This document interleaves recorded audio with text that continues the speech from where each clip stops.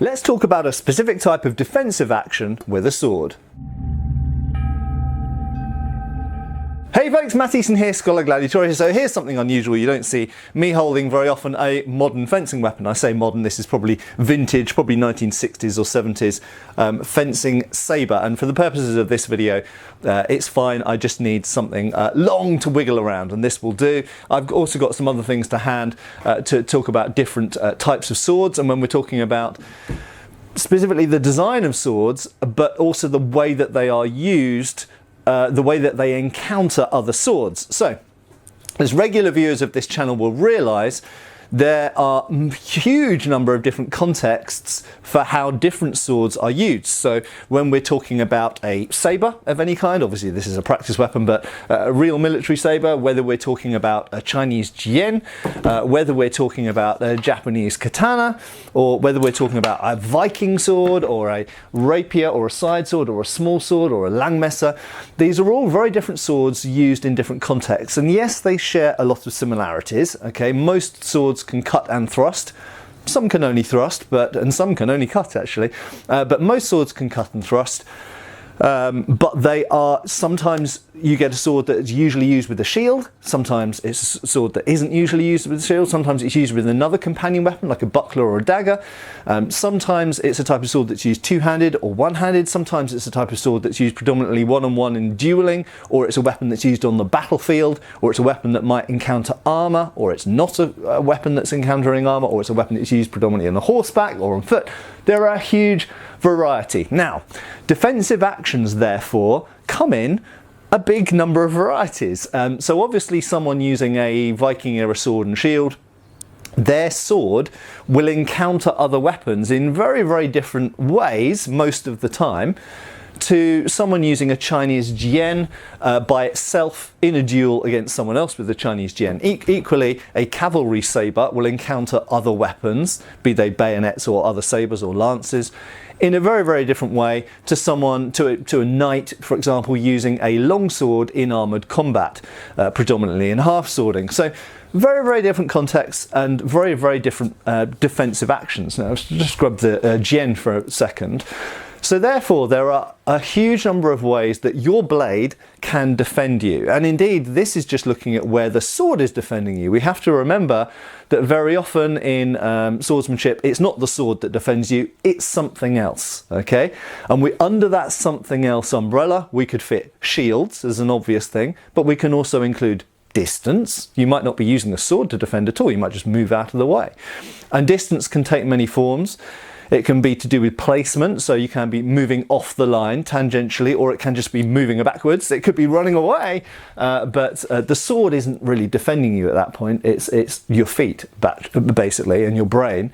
And there are, but even when we just look at the sword itself, there are numerous different parts of the sword that can defend you. Now, very often, unfortunately, on my channel, because I talk so often about things like sabres and rapiers and things like this, things with quite built up and developed and evolved handguards, I think that the viewership of my channel, and I have to say of other channels out there that deal with similar topics, has come to believe that handguard good, no handguard bad. And I'm trying to get people out of this idea and realise that it's a lot more complex than that. And certain types of sword, the Roman gladius, for example, okay? How much handguard has the Roman gladius got on it? Like nothing, really. Almost nothing. How successful was the gladius as a weapon? Well, you know, history would suggest it was pretty damn successful. But why? It's used with a massive shield, it's used in a particular way. It doesn't really need much handguard on it because it's not encountering other weapons in a way that really puts the hand at very much risk. Now, in contrary to that, if we take something like a sabre and the way that a sabre is used out in front of the body, and you're defending with the sabre, you're parrying with this part of the blade relatively close to the hand, you are doing parries that are like stops, essentially, as George Silver would have called them. Okay, so your weapon hand and your weapon is out in front of you, you're cutting and thrusting and guarding in ways that, if you didn't have a hand guard, your hand would be at risk. So at complete opposite ends of the spectrum in a way, we've got military sabre, yes, needs good hand protection because of the way it's used and the context it's used in. Roman gladius, big shield, not held out in front, the weapon's not held out in front of the body, you're not guarding with the weapon like this and receiving blows on the fort or base of the blade, doesn't really need hand protection. Okay, so huge spectrum of different uses for swords there, and we're not even talking about other weapons here. As I mentioned in another recent video, think about other battlefield weapons, axes, maces, spears. These don't usually have handguards either because they don't really need them. So there are lots of weapons that don't really need these developed handguards. Now, onto the specific point that I want you to go away with from this video. And it's about how you defend with a sword when you've only got the sword. So we looked at there some typical kind of guards that you might do with the saber. Okay, and these are very much stops. Now these do exist in many different sword styles. You do find them in Japanese swordsmanship, in Chinese swordsmanship, in African swordsmanship. You find it all over the world from all different periods of time where you've only got a sword and you need to put something in the way of the incoming blow in order to stop it hitting you. So those guards or blocks, if we just call them blocks for the purposes of this video, those blocks are something that we find all over the world across time, but they are not the only way to defend yourself with your blade against another blade. So what am I talking about here? Well, I'm talking about beats and deflects, okay? Actions with other parts of the blade that encounter the attacker's blade, but not in the way of simply putting a steel bar in the way of the incoming blow. Okay, so if someone is giving a cut from their dominant side, from their right side, down towards the left-hand side of my head or neck, okay, down to here. Yes, indeed, if I want to defend against that, I could stick the sword in the way, either point up or point down, are the two main ways, which in saber fencing would be cut or prime, okay? So yes, those are two options, but there are other things I can do other than just moving out of the way. I can just move out of the way, although always remember that generally speaking, movements of the sword and the hand are quicker than the movements of the feet. So simply dodging is not always reliable, and if you are going to move out of the way, you tend to do it while moving the sword in, covering you at the same time, because you can't always rely on the speed of your feet to be fast enough to move out of the way of a blow. But there are other actions of the sword that you can do to that descending incoming blow, and we're just looking at one attack here to keep it simple. Okay, one of those is a beat. Okay, now this is actually something we find a lot in medieval and Renaissance swordsmanship. If you look at medieval treatises and you look at Renaissance, if you look at so-called side swords, Bolognese style fencing, we find a lot of actions where essentially you cut into a cut. So if a person's cutting down here, what you can do is the same action but at a slightly different angle. They're aiming at your head, but you aim at their sword. And the effect that that has is as their blow's coming down here, okay, as it's coming down this angle, it gets hit from above and to the side and knocks their sword, it diverts the energy off in a different direction, okay? So if a blow's coming down towards me here, what I can do is cut into that blow, and then I can carry on around for my own blow to the person. So I can hit their sword, then I can hit their head or arm or whatever. You can, of course, aim this at the person's arm. The only downside to that is that human limbs are a little bit like flails, and one of the downsides to impacting cutting into a person's arm is the weapon can carry on travelling. So I think one of the reasons that we see a lot of beats into the blade as opposed to direct countercuts to the arm are that yes, if you directly countercut to the arm, you might chop the arm off, but the weapon has momentum and will carry on travelling towards you. Or indeed, if you don't chop through the arm, if they've got clothing or armour, or it's just not a great cut, or your sword's not great at cutting through arms, then that weapon will carry on travelling towards you even though you've hit them in the arm and wounded them. Perhaps even fatally, that weapon will still carry on travelling. Whereas if you hit the weapon, it means that the weapon will be diverted and lose energy and stop travelling towards you, or at least stop travelling towards you in a straight line with the edge leading.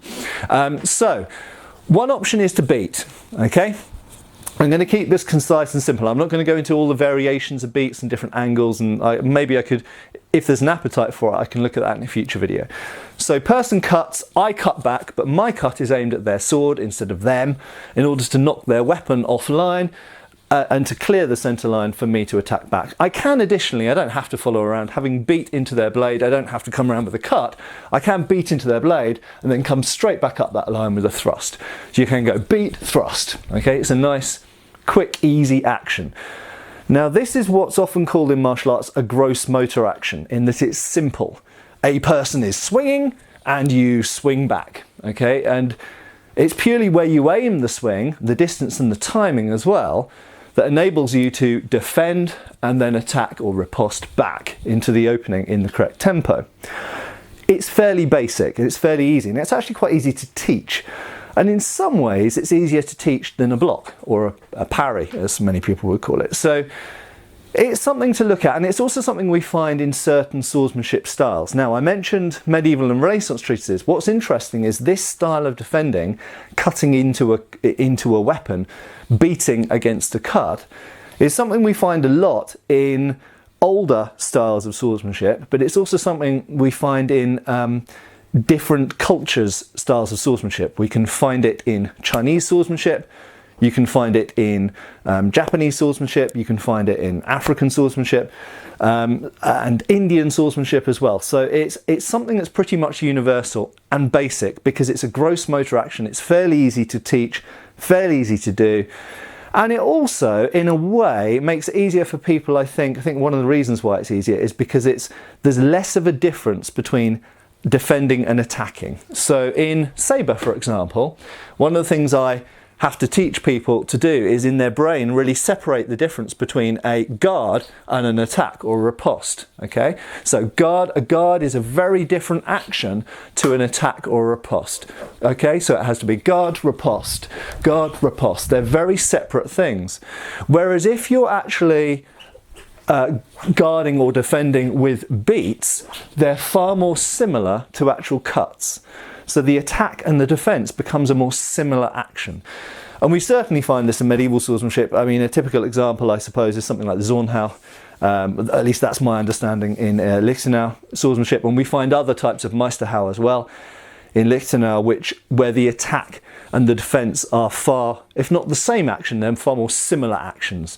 So there'll be a defence that is say a Schielhau, but the Schielhau itself is quite similar to an attack as well. So the other thing to mention is, aside from a beat, you've got to deflect. Now they kind of sound like the same thing, and they kind of are.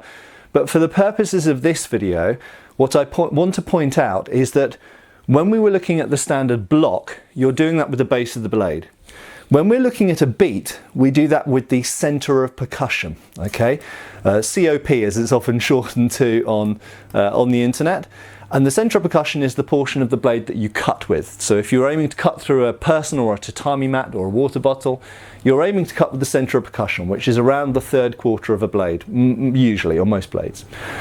Now, deflects can be done with the centre of percussion. Beats are usually done with the portion of your blade which exerts the most energy on the target, which is the centre of percussion. But a deflect can be done with the tip. And that's one of the advantages of deflects, is that you can encounter the opponent's blade sooner, in other words from further away, than you can do with the beat or a guard.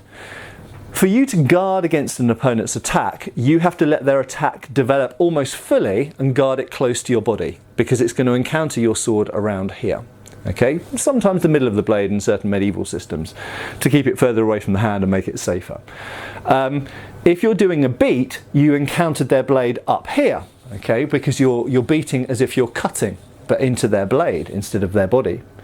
But a deflect can be done with the very, very tip. Now, people who study rapier, for example, or indeed smallsword, I believe, or indeed modern foil and épée, will very, very often do actions with the tip that divert the opponent's sword enough that they make their attack null and void. This is particularly true of thrusts, and that's one of the reasons that I say that I think rapier, smallsword and modern fencing people will encounter this more often. If a person is doing a lot of actions with the tip of their sword, I'll stand just slightly sideways so you can see me a bit better. If a person's doing a lot of actions with the tip of their sword, at the moment that they start to deliver a thrust, okay, at that moment you can divert their point. You don't need to divert the rest of their sword because it's only the point that's the danger to you. And if you divert the point, it diverts the rest of the sword as well. If the point's offline, the whole sword is offline if you're thrusting. So if they start to deliver a thrust and you just simply knock their point aside with the tip of your sword, you're encountering blades at tips. You're at maximum distance here. You're pretty much at the maximum distance that your two swords are able to encounter each other. And as they, just at the split second that they start to deliver the thrust, you can just knock their point aside and create an opening. And having knocked their point aside, you can deliver your own point in. So these type of tip actions and knocking the opponent's tip offline are actually very, very important for the thrusting game, but they're also very, very useful part of your repertoire, and you can use them against cuts as well. So as a person is cutting, there's a lot more energy in a cut than a thrust. And so for that reason, I think in most people's minds, they want to use gross motor actions or bigger, sturdier actions to oppose them, because everybody knows if you put a bad parry in place, at the moment of impact, the sword will collapse and you'll get blasted through and you'll get hit by it. That's true. But at the moment of a person starting to generate the energy from that cut, you can interfere with their weapon with the tip of yours. So as they start to, if they're doing a moulinet, or even if it's starting from a high guard or just a direct cut down, if you essentially put your tip against their blade, you can actually steer it into different directions that basically mean their cut can't develop. You interfere with their blade action enough that they never get to actually really swing the cut. And this is something which is best demonstrated with two people, of course, which I can't do at the moment in lockdown. Maybe I'll do it with Lucy at some point. But at the moment I'm alone in my garage, so I can't demonstrate it. But I hope you get the idea of it from my words and my solo demonstration. So, really to finish on that thought, that defensive actions aren't always about just blocking something with the base or middle of your blade. They can be a beat with the center of percussion, they can be a deflect with the tip, and because of that, that affects the design of the swords. Now, the reason I decided to make this video has been researching Chinese swords and swordsmanship recently, and also Japanese swords and swordsmanship, and it has become apparent to me that in certain traditional schools of Chinese swordsmanship, actions of the tip are incredibly important. And we often talk about handguards on Chinese swords or various other swords throughout history. And if you have a swordsmanship system that does more defensive actions with the tip and with beats, having a big handguard, like on a sabre or a basket-hilted broadsword, becomes far less important because the opponent's blade doesn't end up near your hand very often. Anyway, I hope this has been useful and interesting. If you haven't done already, please subscribe and click that notification bell for news about new videos coming out. Give us a like, share the video around, and I hope I'll see you back on the channel again for another video really soon. Cheers, folks. Thanks for watching. We've got extra videos on Patreon. Please give our Facebook a like and subscribe if you haven't already. Cheers, folks.